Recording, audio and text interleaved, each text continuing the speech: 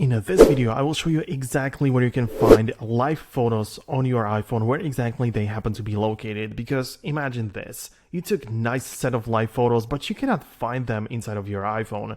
Now, this is gotta be annoying. Anyways, of course, you know that you open up the camera like this, it's pointing towards me for whatever reason. But if I just go in here, you can see that I can just turn on and turn off the live photos as much as I want. It stopped working, it's no problem. But when I leave the app like this, I can go ahead and open up the Photos app, and here is where the magic happens. Because as you can tell, you can scroll through the pictures as normal, and if you want to find the live photos, you're going to be able to notice it right here in the corner right there when you open up the photo. But you cannot see it from the outside. Like right now, without clicking on the image, you cannot actually see that the photo is actually live. So this is kind of annoying.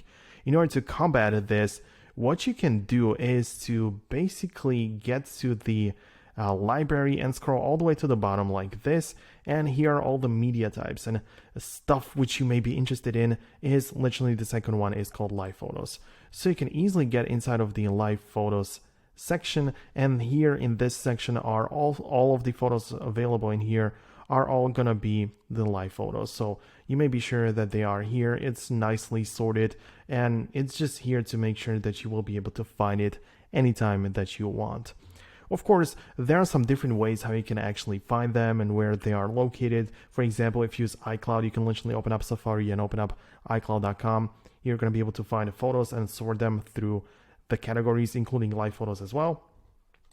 Or if you have a third-party app, for example, like this one, Live Photo Converter, using this one, you're going to have the option to find the live photos immediately and do some edits to them, like you can turn them into videos or GIFs or whatever. So this app also has an idea where live photos are, and it can sort them exactly the same way as your iPhone does. So that's an option as well. It just depends on what you want, but I believe that this is all the stuff that you need to know about it. However, there is much more to know about your iPhone, and I believe you are missing out so much if you're not learning your iPhone properly. That's why I created the Foxtecc educational platform.